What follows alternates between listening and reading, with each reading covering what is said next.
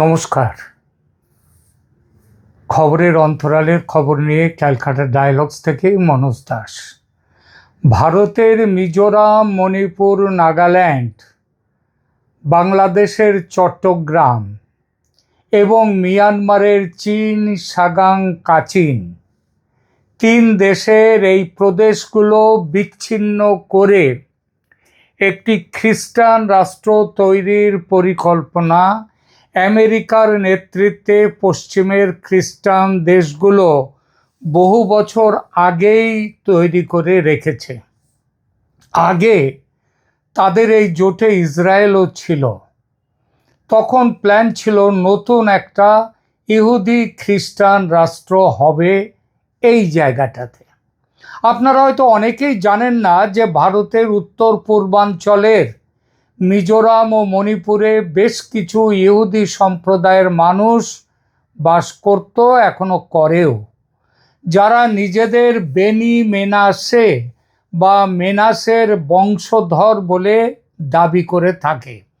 তাদের একটা অংশ, কিছু মানুষ, ইসরায়েল তাদেরকে নিয়ে নিয়েছে, তারা ইসরায়েলে চলে গেছে। গত 40 বছরে প্রায় 7,000 জন মানুষ এখান থেকে ইসরায়েলে চলে গেছেন।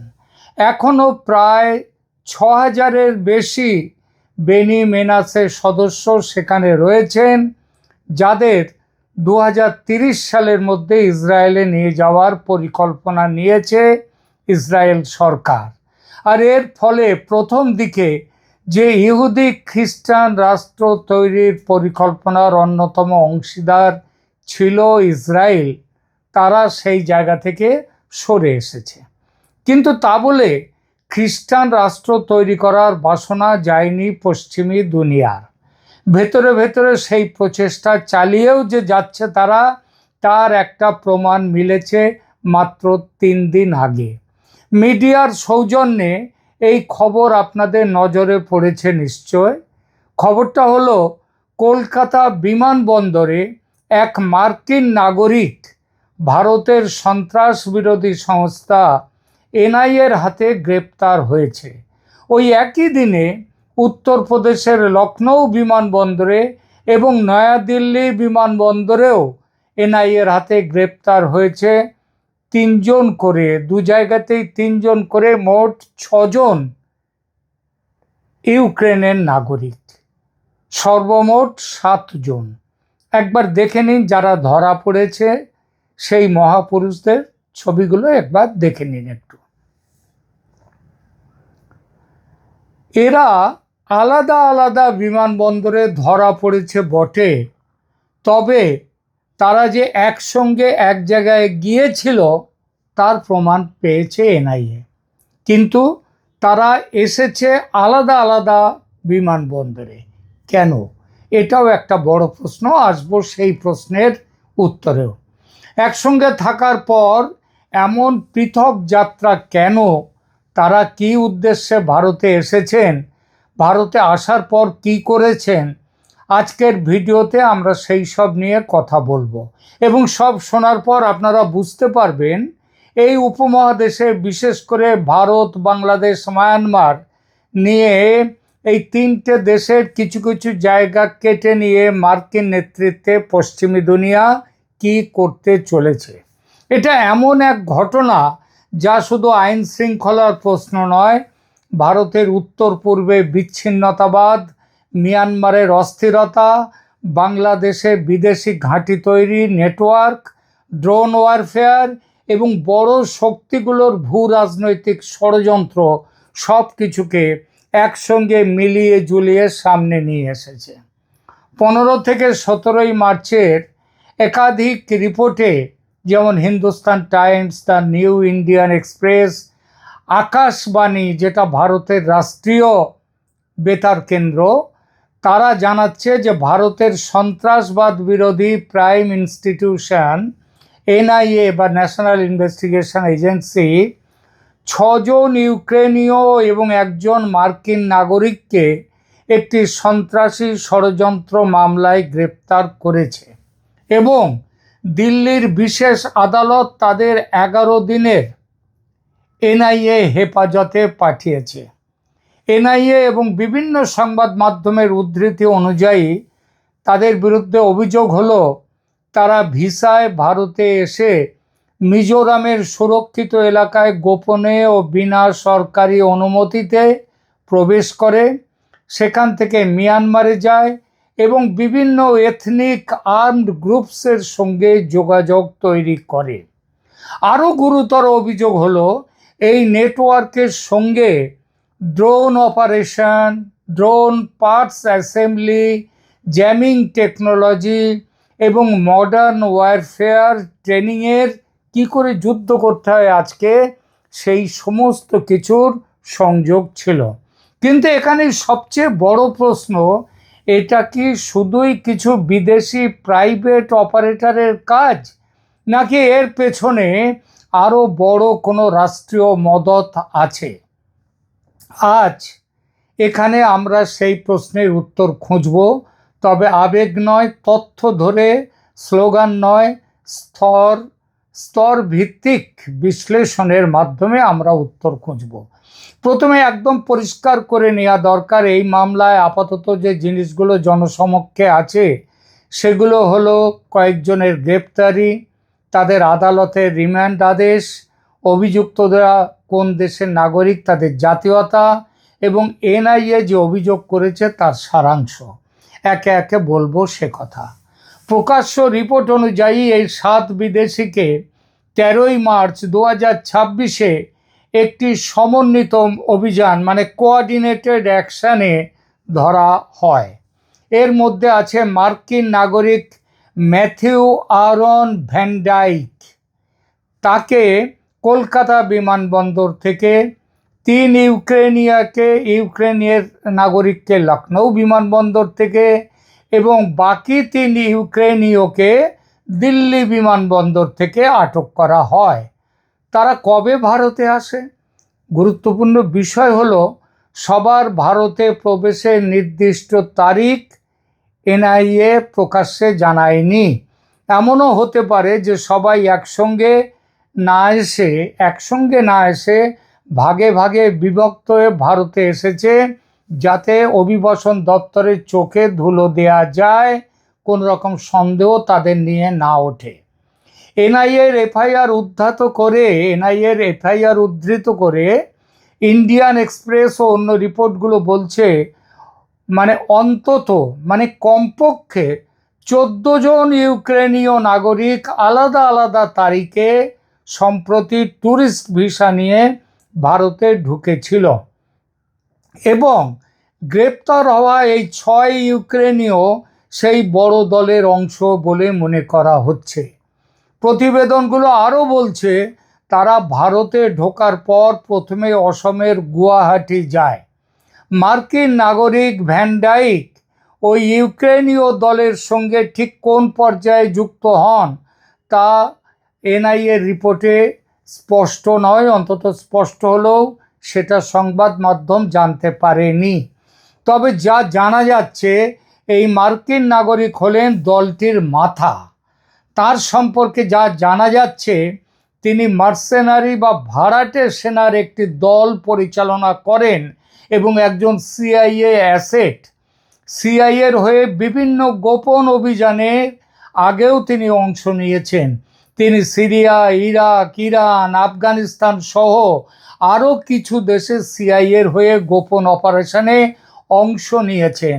ভারতীয় গোয়েন্দাদের হাতে এই তথ্য এসেছে যে ইরানের সর্বোচ্চ সুপ্রিম ধর্মীয় নেতা আয়াতোল্লাহ আলী খামেইনিকে হত্যার পর এবং তিনি এই যে আমেরিকান ভ্যান ডাইক, তিনি একটি এক্স হ্যান্ডেলে পোস্ট দিয়েছিলেন এবং সেখানে বলেছিলেন যে এই লড়াইয়ে তিনি কিভাবে কতটা অংশ নিয়েছেন এবং আগামী দিনে অংশ নেবেন সেই কথাটা সেখানে তিনি বলেন তার পোস্টে। গুয়াহাটি হয়ে এই দলটা প্রথমে মিজোরামে প্রবেশ করে, বিনা পারমিটে চলে যায় সীমান্ত এলাকায়।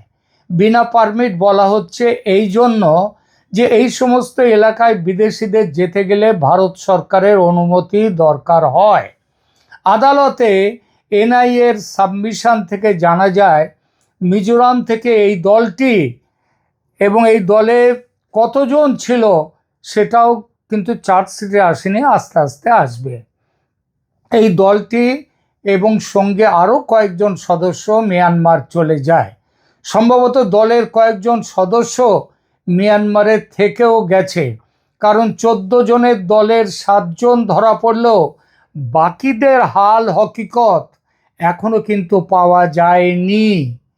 এনআইএর সন্দেহ এরপর দলটির একটি অংশ কয়েকজন ওখানে থেকে যায় মিয়ানমারে, এবং মিয়ানমারের যে চীন প্রদেশ আছে, চীন এবং বাংলাদেশের যে বর্ডার, সেই বর্ডার দিয়ে বাংলাদেশের পার্বত্য চট্টগ্রামে প্রবেশ করে, ওই বান্দরবান এলাকায়, এই সমস্ত এলাকায়। তাদের কয়েকজন বাংলাদেশে থেকে গেছে বলেও প্রাথমিক সূত্রে খবর পাওয়া যাচ্ছে। প্রকাশ্য রিপোর্ট বলছে গুয়াহাটি থেকে তারা মিজোরাম যায়, কিন্তু ফরেন ন্যাশনালসদের জন্য দরকারি যে restricted area permit, protected area permit, সেটা তারা নেয়নি। তার মানে তারা অবৈধভাবে মিয়ানমারে প্রবেশ করে, এবং সেখানে এথনিক আর্মড গ্রুপস, এরা কারা? মূলত খ্রিস্টান বিভিন্ন সংগঠন, তাদের সঙ্গে যোগাযোগ করে, এমনটা কিন্তু এনআইএ আদালতে তাদের সাবমিশনে বলেছে। কিন্তু ঠিক কোন দিন তারা মিজোরামে ঢোকে বা ঠিক কোন দিন মিয়ানমারে যায়, সেই নির্দিষ্ট তারিখগুলো এখনও জনসমক্ষে প্রকাশ করা হয়নি। কিন্তু রিপোর্টে বলা হয়েছে তারা মিজোরাম হয়ে মিয়ানমারে একাধিকবার যাতায়াত করেছিল, বাংলাদেশেও গিয়েছিল, কিন্তু সেসব সফরের তারিখও প্রকাশ্যভাবে দেয়া হয়নি, হয়তো আস্তে আস্তে বেরোবে। এখন পর্যন্ত, কারণ যত তদন্ত হবে, যত তাদেরকে জেরা হবে, তত তো খবর বেরিয়ে আসবে। এখন পর্যন্ত সবচেয়ে নির্ভরযোগ্য যে টাইমলাইন, সেটা হলো আলাদা আলাদা তারিখে কমপক্ষে 14 জন, মানে তার থেকে আরও বেশি থাকার সম্ভাবনা। তারা ইউক্রেনের অধিবাসীরা ট্যুরিস্ট ভিসা নিয়ে ভারতে আসে দিল্লিতে, তারপর তারা গুয়াহাটি যায়। দিল্লি ছাড়া অন্যান্য বিমানবন্দরেও এসেছে কিনা সেটাও কিন্তু এখন তদন্ত সাপেক্ষ। তা গুয়াহাটি থেকে তারা মিজোরাম যায় প্রয়োজনীয় পারমিট ছাড়া, তারপর মিয়ানমারে অবৈধভাবে প্রবেশ করে, সম্ভবত দলের কয়েকজন মিয়ানমারে থেকে যায়। এরপর তারা সবাই কিংবা কয়েকজন বাংলাদেশেও আসে, সেখানে দলের অন্তত 3 জন সদস্য থেকে গেছে বলে খবর পাওয়া যাচ্ছে। তারা মিশে আছে চট্টগ্রামে ডেরা বেঁধে থাকা মার্কিন সেনাদের সঙ্গে।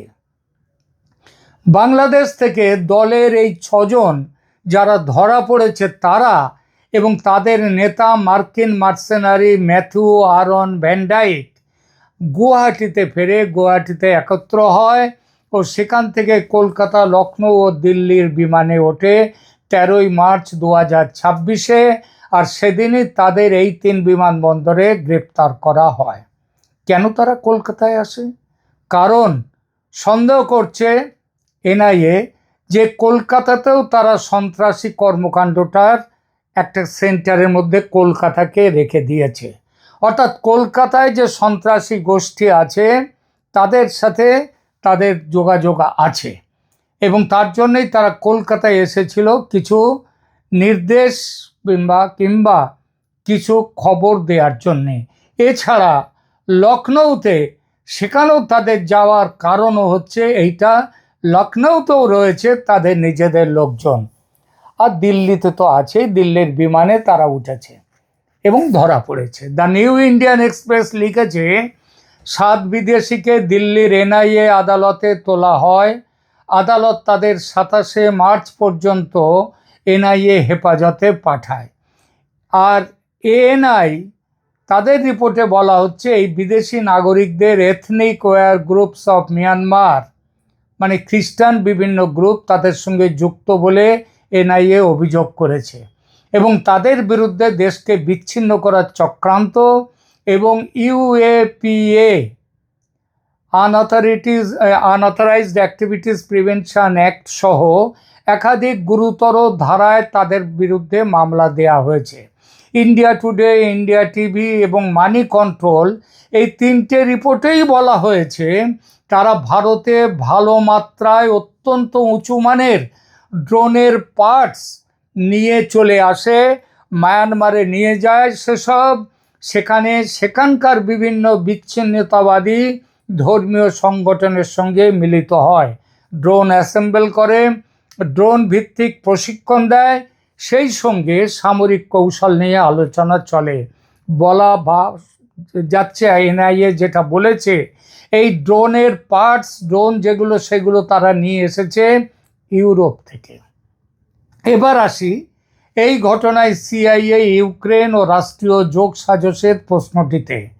মানে আমি ওই যে বলেছিলাম না, এরা প্রাইভেট অপারেটর নাকি রাষ্ট্র দ্বারা প্রেরিত সংগঠনের হয়ে এরা কাজ করছে, যা এই প্রসঙ্গের সবচেয়ে সন্দেহের ও সবচেয়ে গুরুত্বপূর্ণ বিষয় এটি। গ্রেপ্তার হওয়া মার্কিন নাগরিককে অনেক রিপোর্টে ম্যাথিউ ভ্যান ডাইক নামে চিহ্নিত করা হয়েছে এবং কিছু প্রতিবেদনে তার পরিচয়ে মার্সেনারি মানে তারা হচ্ছে ভাড়াটে সেনা বা সিআইএ অ্যাসেট বলেও উল্লেখ করা হয়েছে। সিআইএ মানে আমেরিকার সেন্ট্রাল ইনভেস্টিগেশন এজেন্সি, তাদের অ্যাসেট বলে উল্লেখ করা হয়েছে। ইতিমধ্যেই ভ্যান ডাইকের পুরনো কর্মকাণ্ডের পুরো পরিচয় ভারতীয় গোয়েন্দা সংস্থার কাছে প্রকাশ হয়ে গেছে। ফলে তিনি যে সিআইএর একজন এজেন্ট বা অ্যাসেট সেটা অস্বীকার করার জায়গায় নেই আমেরিকা। ফলে দিল্লির মার্কিন দূতাবাস বেশ বিড়ম্বনায় পড়েছে। কোনো বিদেশি নাগরিক গ্রেপ্তার হলে সে দেশের দূতাবাসকে সেই সংবাদ অবিলম্বে জানাবার নিয়ম আছে। দিল্লির মার্কিন দূতাবাসকে ভ্যান ডাইকের গ্রেপ্তারি সম্পর্কে জানালে মার্কিন দূতাবাস কিন্তু খুব সতর্ক প্রতিক্রিয়া দিয়েছে। সংবাদ সংস্থা এনডিটিভি জানাচ্ছে, এই গ্রেপ্তারের পরে মার্কিন পক্ষ শুধু বলেছে তারা পরিস্থিতি জানে, কিন্তু প্রাইভেসি রিজনস দেখিয়ে আর কোনো মন্তব্য করেনি।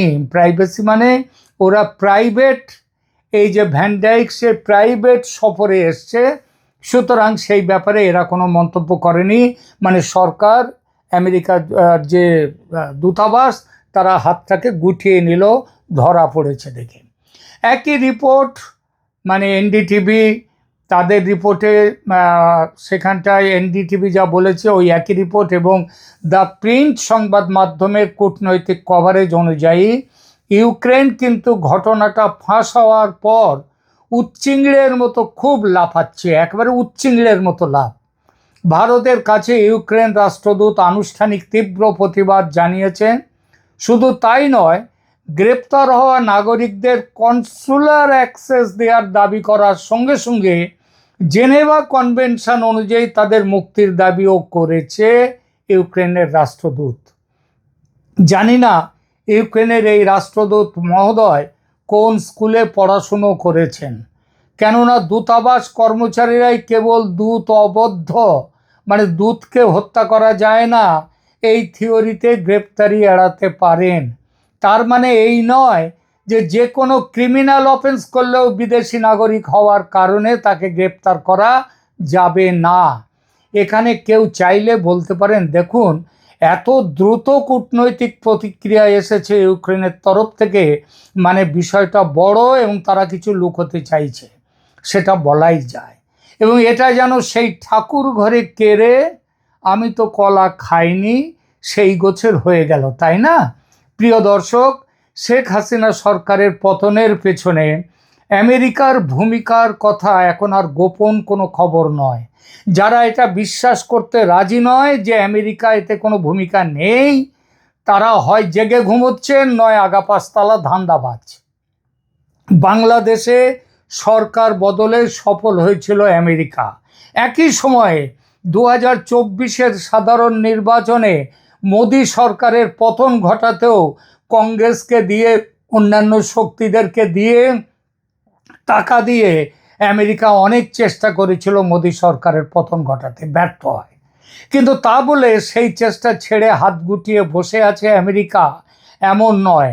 নতুনভাবে শুরু হয়েছে, নতুন উদ্যমে শুরু হয়েছে তাদের সমস্ত কাজ। বাংলাদেশকে গোপন চুক্তির ফাঁদে ফেলে হাতের মুঠোয় নেয়ার পর এই উপমহাদেশে একটি খ্রিস্টান রাজ্য গঠনের পুরনো স্কিম আবার তেড়ে ফুঁড়ে শুরু হয়ে গেছে। আর তারই বাস্তব প্রতিফলন এই ষড়যন্ত্র। ইতিমধ্যে ভারতের জাতীয়তাবাদী চিন্তাধারার গলা টিপে ধরার জন্য RAW মানে র এবং RSS এর বিরুদ্ধে বিষোদ্গার শুরু করেছে আমেরিকা। প্রকাশ্য রিপোর্ট অনুযায়ী রিসার্চ অ্যান্ড অ্যানালিটিক্যাল উইংস এবং রাষ্ট্রীয় স্বয়ংসংঘ এদের বিরুদ্ধে পদক্ষেপের সুপারিশ এসেছে United states commission on international religious freedom অর্থাৎ USCIRF এর পক্ষ থেকে। ট্রাম্প প্রশাসনের সুদৃষ্টিতে থাকা এই প্রতিষ্ঠানটি তাদের 2026 সালের রিপোর্টে র এবং RSSকে নিষিদ্ধ করার প্রস্তাব দিয়েছে ট্রাম্প প্রশাসনের কাছে। Times of India, Hindustan Times এবং নিউ ইন্ডিয়ান এক্সপ্রেস সবগুলো সংবাদ মাধ্যম জানাচ্ছে USCIRF মানে ওই সংস্থা তাদের রিপোর্টে র এবং RSS এর বিরুদ্ধে টার্গেটেড স্যাংশন জারি করতেও বলেছে অবিলম্বে। এটা মাত্র কয়েকদিন আগের কথা। আর তারপরই ফাঁস হলো এই বিচ্ছিন্নতাবাদী ষড়যন্ত্র। উত্তর পূর্ব ভারতের নিরাপত্তা রাজনীতিতে ধর্ম, জাতিসত্তা, সীমান্ত, শরণার্থী স্রোত এবং মিয়ানমারের গৃহসংঘাত সব মিলিয়ে পরিস্থিতি বহুদিন ধরেই জটিল। ভারতকে বাদ দিলে এই গোটা অঞ্চলের জল ঘোলা হয়ে আছে দীর্ঘদিন ধরে। আর সেই ঘোলা জলে মাছ ধরতে নামার জন্য আমেরিকা বড় বেশি ব্যগ্র হয়ে পড়েছে। মিয়ানমারের অস্থিরতা ভারতের উত্তর পূর্বে নিরাপত্তা চাপ বাড়ায়, এটা যে নতুন কথা নয়। নীতি বিশ্লেষণ ধর্মী লেখালেখিতেও এই সীমান্ত অস্থিরতাকে ভারতের জন্য বড় কৌশলগত উদ্বেগ বলা হয়েছে। এর সঙ্গে যোগ করুন বঙ্গোপসাগর, চট্টগ্রাম, বাংলাদেশ, সেন্ট মার্টিনস নিয়ে আমেরিকার ঘাঁটি তৈরির পরিকল্পনা। আর সবার ওপর যাকে বলে আইসিং অন দ্য কেক, যেটা হচ্ছে সবার উপরে যাকে দিয়ে এই কাজটা করা হবে, সে আইসিং অন দ্য কেক হচ্ছে একটি আলাদা খ্রিস্টান রাষ্ট্র। ব্যাস, এটা হলেই operation south east central Asia পুরোপুরি আমেরিকার মুঠোর মধ্যে। এটা হলে চীন এবং ভারত দুই দেশের কোনোটাই আর মাথা তুলতে পারবে না। সুতরাং শুধু সাবধান ভারত নয়, সাবধান হতে হবে বাংলাদেশকেও। ঘরের দুয়ারে খ্রিস্টান রাষ্ট্র তৈরি হলে বাংলাদেশের ভবিষ্যৎ কিন্তু ইরাক, ইরান, সিরিয়ার মতো হবে। আজকে মধ্যপ্রাচ্যে যা হয়েছে এবং যা হচ্ছে, ঠিক না? আপনার যদি আমার এই বক্তব্যের সাথে একমত হন তাহলেও বলুন, একমত না হলে সেটাও বলুন। আর আমাদের এই জিও পলিটিক্যাল এবং এই খবর বিশ্লেষণের জন্যে আমাদেরকে যদি ভালো লাগে আপনাদের, তাহলে আমাদের এই চ্যানেলকে এখনও সাবস্ক্রাইব করে না থাকলে সাবস্ক্রাইব করুন। ধন্যবাদ।